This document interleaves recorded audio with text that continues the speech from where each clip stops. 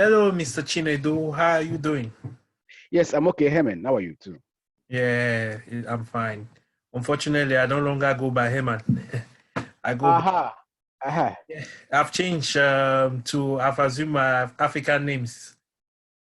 So Herman is he a French name or a Cameroon name? Or no, it's a German name. are you serious? Yeah, so Oh my goodness, I didn't know about that. no, it's a German name. So Oh, I'm kind of dropping it to assume my full and flesh African names. okay, okay. That's interesting. Though. Nice to hear this. So did you have to Yeah, change some documents, or did you go to the government to change the name, or just like that? it's a step-by-step process. So until I finalize it, but for now. I will just be assuming the African names till Okay, I put on okay, paper. So okay. how are you That's doing during these difficult times? well, what can one do? Just that to stay indoors, observe preventive measures, social distancing, washing hands, and wearing face mask, and then going out only when necessary, going to shopping, going for a walk, and then yeah, sit at home, Yeah, lockdown.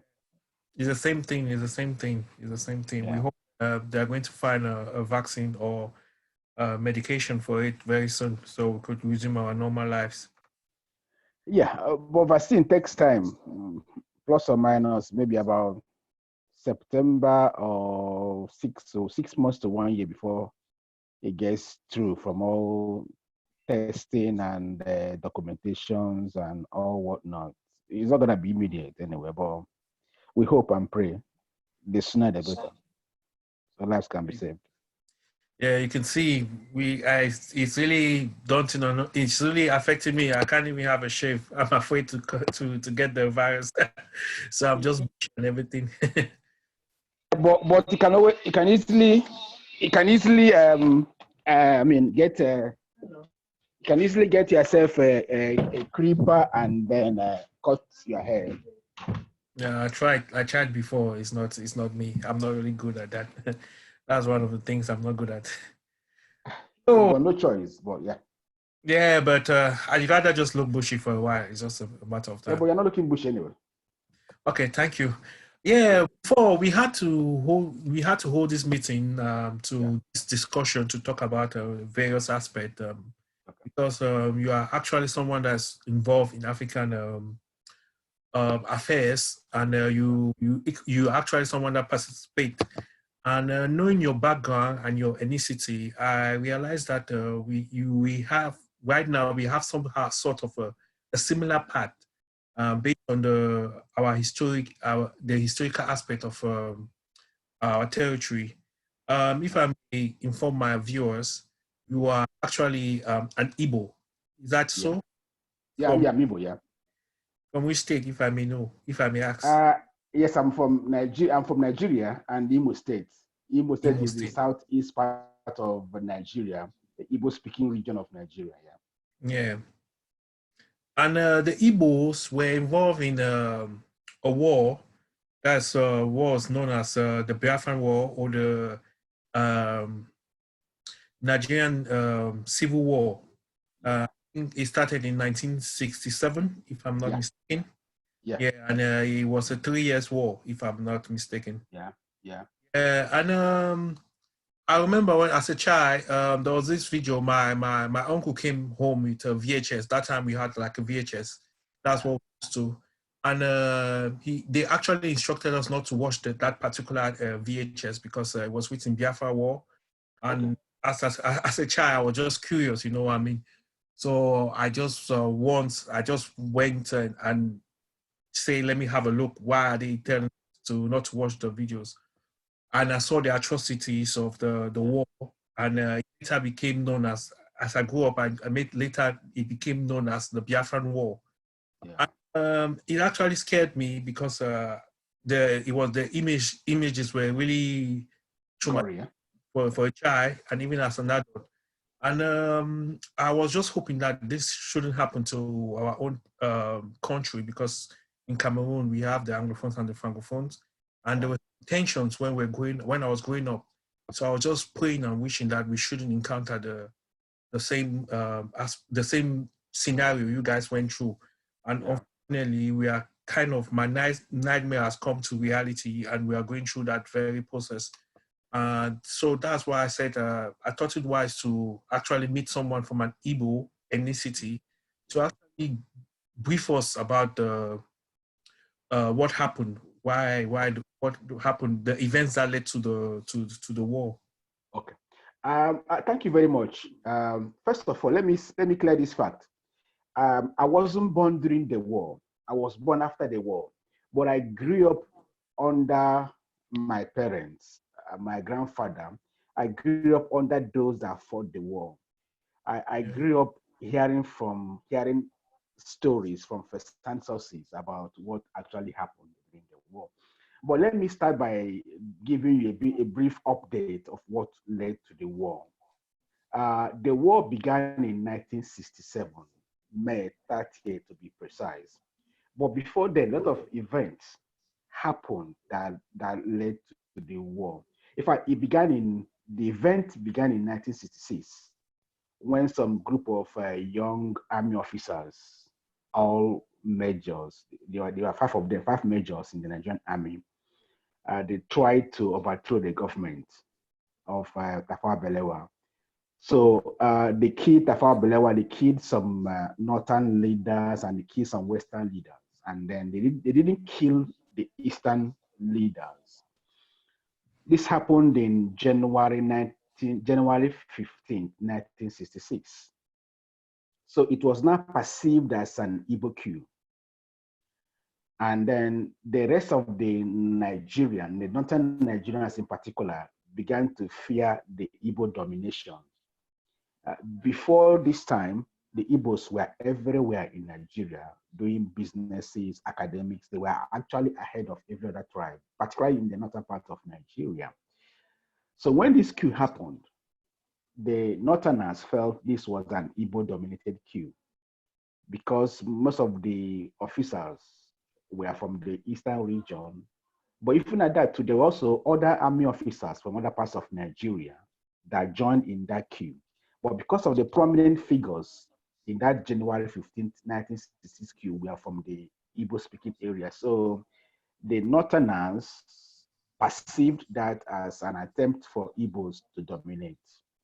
So what happened was in July 1966, that's 6 months after, there was also a counter coup from the northern, by the northern officers. And when the coup happened, they killed the then Nigerian head of state, General Hiroshi, who was from the eastern part of Nigeria, the Igbo part of Nigeria. So now the stage was now set for violence and problem. So from that July 1966, there were a lot of killings. Igbos were being killed in the northern part of Nigeria. Igbos were targeted at the northern and the western part of Nigeria. So it led them to run back. They ran back to the east for their own safety. So the problem continued until it got to the peak.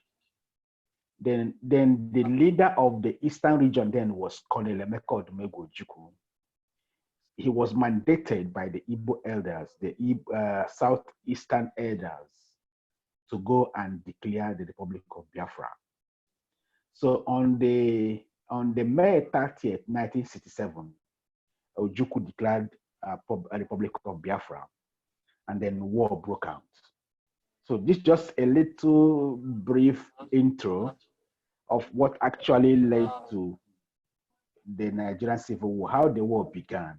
But there was a lot of detailed issue, which again I tried to maybe skip because of the time it would take. So just to give you a brief intro about how the war started in Nigeria. So yeah, for those who my Cameroonian viewers that can't really understand the impact of the Igbos or the characteristics of the Igbos. The Igbos are just like what they call the Bamile case, because we have a tribe in Cameroon that's from the western region. The Bamile case, that are industrials, they are very they are entrepreneurs, and they are very so the Igbos you guys are just like our version of the Bamile case. And actually is due to the amalgamation of Nigeria by Frederick Lugat, and Nigeria kind of came together because there were two different territories, if I'm not mistaken. There was the south and the north. And there's actually this problem in Nigeria because the north is the more dominant part in size, like in population. But there's actually also a problem because that's the least economically viable part. And the south is the minority, and that's where most of the resources come from. So that's just a mixture of how Nigeria is found. And so the Igbos were the first, with their enterprising spirit, they had to go different places, in different places in Nigeria, and they had to establish themselves, and they became economically dominant. And actually, it created tension because, if someone is actually doing better in your own place, and coupled with the fact of the coup, was mostly led by, that was a coup by 6 army army officers, and 4 were from the Igbos. So, and due to the fact that most of the people that were killed were from the other regions, and Nnamdi Azikiwe, that's actually the president of Nigeria at that time, paid because he was out of the country. So the perception was mostly the fact that it was an Igbo-led coup, and that the mass murder, or the mass murder of Igbos. I think 15,000 of them lost their life. No, more than that. More than that. By the time the war broke out, at least over 40,000 Igbos were already massacred. Yeah. You know what I mean? From 1966, from January 1966 to May 1967, when the war broke out, so at least over 60,000 Igbos were massacred all over Nigeria. I'm talking about the official figure. That's the only thing. Well, some books will tell you over 60,000. Some will tell you over 30,000. But one thing was certain: the figures were more than 30,000. It was killed before the war. Before the war started. That's a lot of people.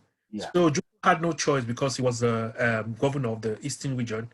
So he had to bring the Igbos back to safety and declare a state based on the fact.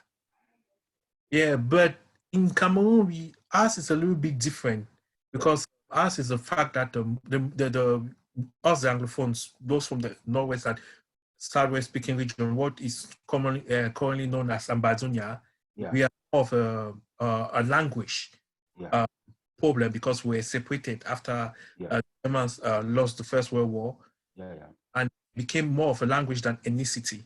And our own problem is more to the fact that we are not actually involved. We have something similar because we are not actually involved in the process of nation building, or we feel like left out from the distribution of the economy resources.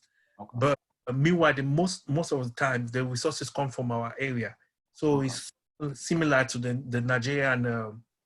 The problem Nigeria is found in. And so I just wanted to let you know, what is the effect? What effect do you think? Before we go to that, actually made the Biafran not to succeed?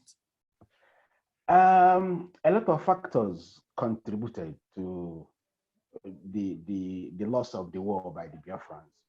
One was because of let me say both external and internal influences. External in the fact that countries like Britain, Russia, Egypt, with other countries came in support of Nigeria. All right, they sold arms to Nigeria. They gave a lot of arms to Nigeria to prosecute the war. Then, internally, the government of Nigeria did two things that contributed to the loss of the war. One was they changed the currency. Before the war, we were using the same currency. That meant we were using the pounds in Nigeria before the war. That meant the money the Biafrans had in their own part of the country, they could use it to trade, to buy arms in international markets.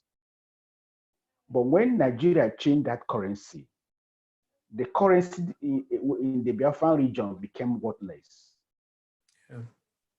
They changed the currency. That meant the currency in circulation in the Biafran region wasn't acceptable anywhere in the world. It was no longer a legal tender. So that meant the money they had, they couldn't use that to buy arms. Are you getting the logic now? Yeah, I'm getting the logic. Yeah. Then the second other factor that made the Nigerians to win the war was because they introduced food blockade, which Yeah. was against the I think UN war. I think UN war convention. You don't blockade food against the civilians, against men and women during the war. You only blockade food against the soldiers, not against the population, not against the civilians. But Nigeria blocked the food that was coming to Biafra. So these two things were the reasons why Biafra lost the war. But Yeah. before then, Biafrans fought for nearly 3 years on their own, with little or no support from the external community or the international community. So these were the two principal reasons why the Biafrans lost the war. You have just mentioned, okay. Yeah. You have just mentioned the fact that there was the influence of the foreign influence. Yeah. That's something that's actually really big because Yeah. if in staging a war or waging a war, you need support from us because if if a third party actually gets involved, he actually plays in the balance of power, and we have this problem in Cameroon because the government that represents the majority of the territory, the French territory, is actually supported by France. Yeah. France is a member of the Security Council Yeah. of the UN. Yeah. And that's where the decisions of the world are made. Yeah. It's going to be, for us, we have these difficulties. We find this difficulty of actually um, gaining sympathy or support because France, as a key member, stands as an obstacle. And to any other person that's trying to support the Ambazonian cause. And Ambazonia is such a small territory that people are going to be unwilling to go against France. So that's why you brought in. And secondly, you brought in another point of the blockade. And it's just to say Yakubu Gowon created that blockade to frustrate the efforts of the Biafrans. And that's what we actually face because of Nigeria. Border. That's our neighbor, the closest neighbor to Ambazonia, is an ally to the Republic of Cameroon. That's the majority of Cameroon.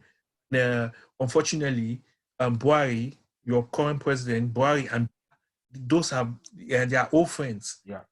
Buhari can't go against Biya, knowing quite well that during the Biafran War, the Cameroonian regime supported Nigeria. The Biafran the Nigerian government, and it kind of helped to tilt the balance in favor of the Nigerians. Nigeria, so that's a problem we also find ourselves. Yeah. So the final question I want to ask is, what do you think? What are the consequences now that? Well, let me start from the Biafran perspective, the Igbo perspective. Let me enumerate the consequences of the war. One was during the 3 years of the war, there was no activity in the Biafran land, in the Igbo land or Igbo speaking area, or at the theater of the war, which was mainly at the southeastern part of Nigeria. The government of Nigeria leveled the southeast, leveled the Igbo speaking area of Nigeria using the fighter jets supplied by Russia and Britain and Egypt and other world powers. So they were able to use the air power to level the Southeast. That means there was no school for this 3 years the war lasted, nearly 3 years the war lasted. There was no economic activity, nothing worked. People were held in a siege, and over 3 million of Igbos died during the war. On average, every family and the Igbo speaking area of Nigeria or Igbo, the Biafra, lost at least one person. Yeah. After the war, when the war ended in January 12, 1970, the government of Nigeria now brought other punitive measures against the Igbos. Even though the government of Nigeria then declared no victor, no vanquish. But in truth, or in reality, the government didn't do anything about that. They just said that for saying sake. The government brought a policy called 20 pounds policy. That means every Igbo person that had money in the bank before the war, even if you had like 1 million pounds back in the days, or had any amount of money you had in the bank in Nigeria before the war began, the government of Nigeria would just give you only 20 pounds. So can you imagine that kind of punishment? Any amount of money you had in the bank before the war started, the equivalent the government would give you or gave you then was 20 pounds. So many Igbos committed suicide because of the punitive measures after the war. Then in a place like Port Harcourt, Rivers State, very close to Biafra, or part of Biafra before, anyway, let's say the Igbos that left their properties and ran away, their properties were seized. And the government of Nigeria made a decree, made a law, and named those properties abandoned properties. Port Harcourt to Igbo heartland is less than, let's say, okay, let's give the 1 hour journey or less than that. So, but the government of Nigeria made a decree in 1978 to say that all those Igbos that abandoned their house and ran away during the war, those houses are now abandoned property. So they were seized by people from River State, Port Harcourt now. The government again in 1972 indigenized most of the companies in Nigeria. What they did was to Nigerianize some of the companies and then sold the shares. The Igbos couldn't buy into those companies because they were already coming out from the war, so they had no money. They were really struggling to even survive, like a living. But here was the government selling shares of publicly quoted companies. So the Igbos couldn't participate. This happened in 1972. The 20 pounds policy happened immediately after the war. The abandoned properties happened in 1978. In 1979, in December 1978, the government brought out a policy called Federal Character Principle, meaning that every appointment in Nigeria will no longer be based on merit. Will not be based on federal character. That is to say, they will give every state allocation based on, okay, they will just give allocation. If they want to make a minister, they won't look at your qualification. They will rather look at where you're coming from, okay? Yeah. The implication of this policy, they said on the paper, they said it's just to bridge the gap between the South and the North. So they agreed that the North was backward. So they wanted to bridge the gap for the North to catch up. But look at the irony. The Biafrans, the Igbos, didn't do anything throughout the war period. There was no schooling, there was no business activity, everything was standstill, rather they were being killed. But when the war, by 1978, the government of Nigeria was now bringing this kind of policy that they want to bridge the gap between the North and the South. And therefore, they want to bring in federal character principle, otherwise known as quota policy or quota system, whereby the government of Nigeria will now appoint you, not because of your qualification,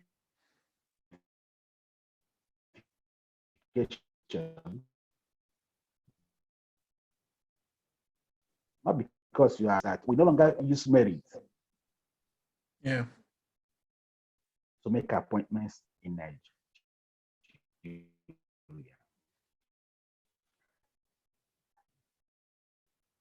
And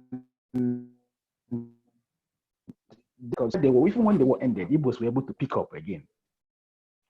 And the funniest thing was that then the government of Nigeria only created 2 states out of the whole of the Igbo-speaking region of Nigeria. So when they are doing an appointment, that means the Igbo states will only be able to bring in only 2 people. For example, if they want to share positions in Nigeria, the Igbo-speaking will only be given only 2 slots. Yeah. Whereas the northern states had about 12 states or whatever. So they'll have 12. And these 12 will not be based on merit. It will not be based on the fact that you are from this state. So till today, that policy that was brought out in 1978, but passed into law in 1979, which had every DNA that it was designed to keep the certain people, keep the Igbos at bay. That's the way I see that policy, and that's the way it is the root cause of the backwardness we have in Nigeria today. Is the root cause of the fact that we are no longer making progress.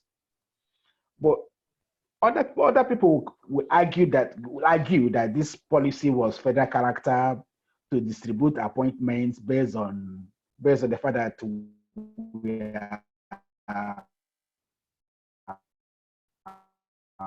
we are many in Nigeria. But this sacrifices merit. So it promotes mediocrity or mediocre, whatever. So all these things, when you look at them, you see these were post-war policies which has come to affect the Igbos. Till today, the Igbos are finding it difficult to produce a president from the Igbo speaking. Till today, the whole of Nigeria perceives Igbos with fear and they see Igbos as threats. They suspect every Igbo man. There's this psychology not to trust an Igbo man in Nigeria. So even though that Igbos have been able to rise up, Igbos have been able to climb, Igbos have had tremendous success after the war. They've been able to use their individual talents to rebuild the whole of Southeast with little or no federal presence in Nigeria. Everything they do has been majorly self-effort. And they've been able to excel much more than most tribes individually. When you go to Nigeria, at least I can tell you that Igbos are more developed in terms of buildings, infrastructures, without any. But the impact of the war, it is still within us now.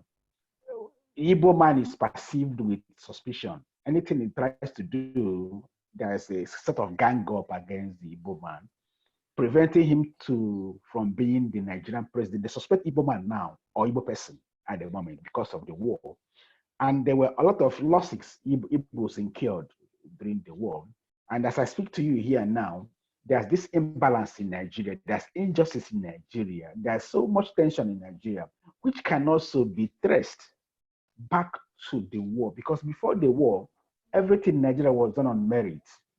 It never mattered where any part of the Nigeria you came from. So long as you are qualified to that position, you are given the post, right? But after the war, and then preceding after that, there were a lot of changes,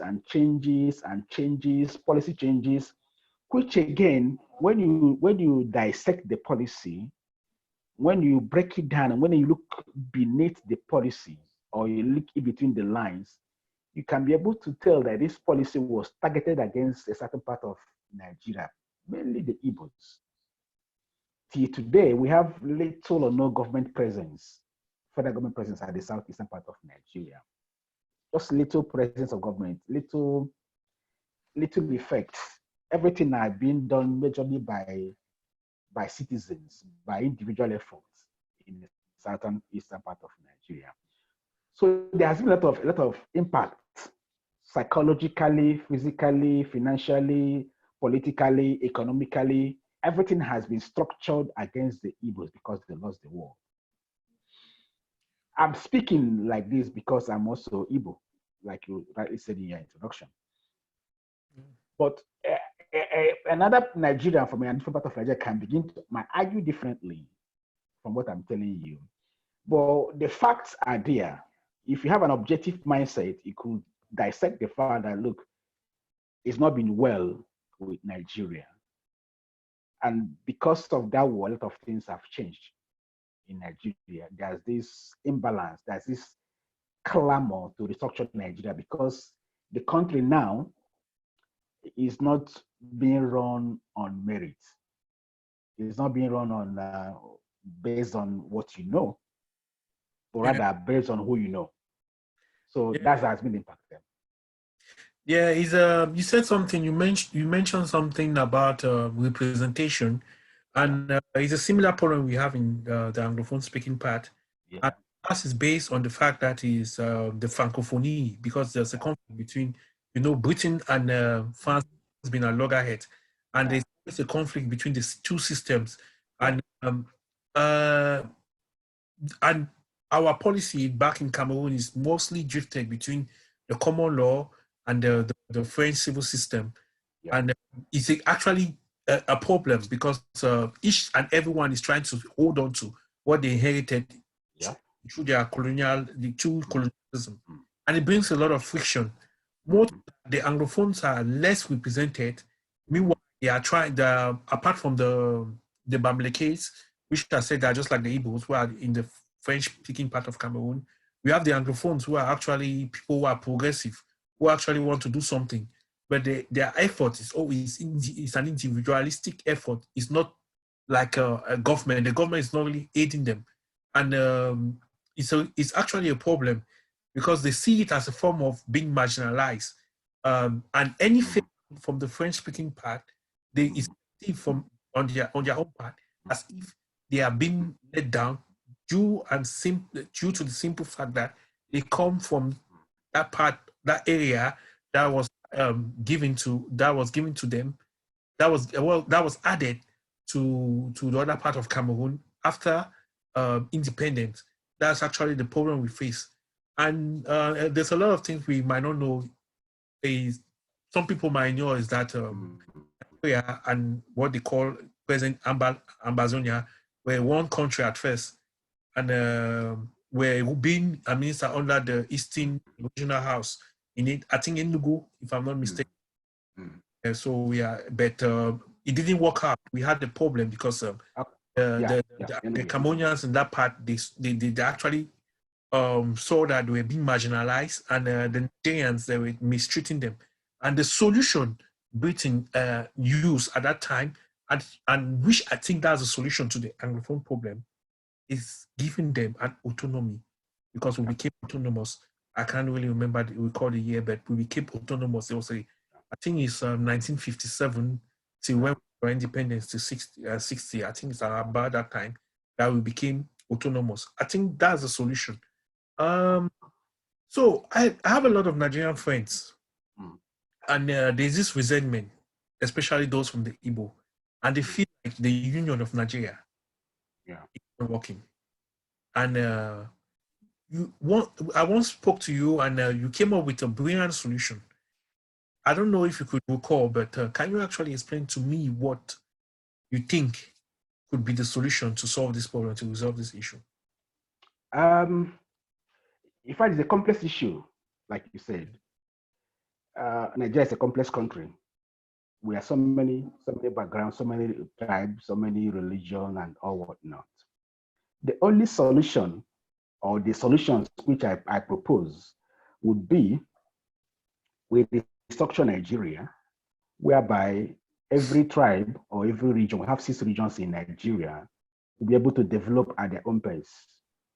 That is to say, the southeastern part of Nigeria can be able to develop at their own pace. Give the federal government things like, okay, currency, external affairs, defense, and or whatnot, but let the regions be able to develop on their own selves. There's so much rivalry in Nigeria between each tribe. There's so much mistrust between the Yoruba, the Igbos, the Hausas, the Fik, the Jos. There's so much divide and rule in Nigeria, and everything is done to either to frustrate one tribe or frustrate every other person. There is no true Nigerian in sense. So for us to work, the Bible says two people cannot work together except they agree. We need to come to a table, a dialogue, and agree with each other how Nigeria can function. But if you ask me, Nigeria is a very interesting country to be. I love Nigeria. I would prefer a situation whereby there's a level playing field. It doesn't matter if we are Igbo, it doesn't matter if we are Hausa or Yoruba. Give us the same level of opportunities. Give us the same level of opportunities. If you want to employ, let the best. I don't mind if the best is from the Yoruba speaking region, but provided they are the best and they've qualified to be the best, give them the offer or the position. Don't come and give somebody from northern part of Nigeria a position which he is not qualified to be in because he's from the northern part of Nigeria. All I'm praying, arguing is let there be a level playing field. Let there be equal opportunities. Let there be fairness and justice. Let there be truthfulness, honesty, and then Nigeria can function. Alternatively, let us restructure Nigeria. So these are my opinion anyway. Yeah. What you actually said is something I'm also thinking of.